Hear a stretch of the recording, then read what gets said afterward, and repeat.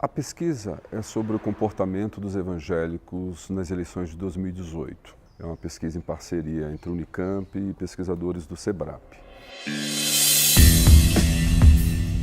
A primeira coisa a dizer é que o campo evangélico ele é muito amplo do ponto de vista político.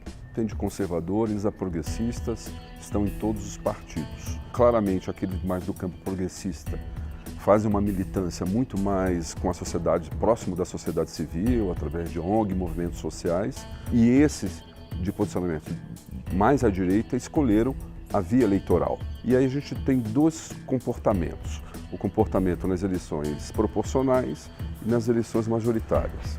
Nas proporcionais, houve um aumento da bancada evangélica, mais ou menos de em torno de 10% na Câmara, mas chegou a sair de 3 para 7 o número de senadores. É interessante observar que metade dos candidatos evangélicos eleitos pertence a duas igrejas principais, a Assembleia de Deus e a Igreja Universal. As candidaturas evangélicas são mais baratas do que a média do Congresso, o que indica uma forte capacidade de coordenação eleitoral dos seus fiéis, enfim, dos seus templos, trabalhando voluntariamente como uma militância. A Universal é um comportamento muito mais piramidal, centralizado, as suas campanhas com seus candidatos oficiais, quase todos concentrados no PRB em um partido, certo? A Assembleia de Deus ela funciona um pouco como o PMDB. Ela tem uma capilaridade grande em todo o país, organizadas em convenções em torno de certas lideranças. Algumas delas a gente conhece.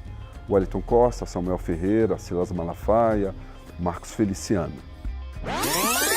Em relação à eleição majoritária, a minha expectativa é que alguma coisa ocorresse em torno da Marina, como ocorreu em 2010 e 2014. Mas o que aconteceu é que, por vários motivos, ela foi encolhendo o seu eleitorado. Do ponto de vista religioso, minha percepção é que a Marina foi fazendo um discurso em pró do Estado laico, a tal ponto que um pouco se descaracterizou de uma bandeira evangélica que pudesse mobilizar esse voto. Tem um eleitorado do próprio Lula, né, dos evangélicos, mas eu acho que no processo de transição esse eleitorado vazou e caminhou em direção ao Bolsonaro, que sinalizou de diversas maneiras para o eleitorado evangélico. O batismo do Pai, do Filho e do Espírito Santo. Primeiro, acho que o principal foi o seu batismo no Rio Jordão, feito pelo pastor Everaldo, logo após o impeachment. Depois ele sinalizou com a mulher e os filhos evangélicos, colocou citações bíblicas no programa. A nossa bandeira baseia-se em João 8,32. E conhecereis a verdade, e a verdade vos libertará.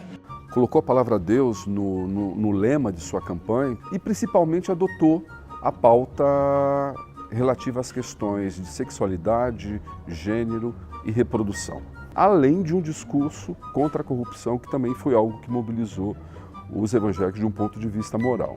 A tal ponto que lá pela metade do primeiro turno, quando houve o apoio de lideranças ao Bolsonaro, como o Edir Macedo e outros tantos, o povo evangélico, na verdade, já tinha ido com ele. E o Brasil acordou, a esperança de verdade, olhar de criança, agora podemos ver um futuro melhor, o Milton chegou.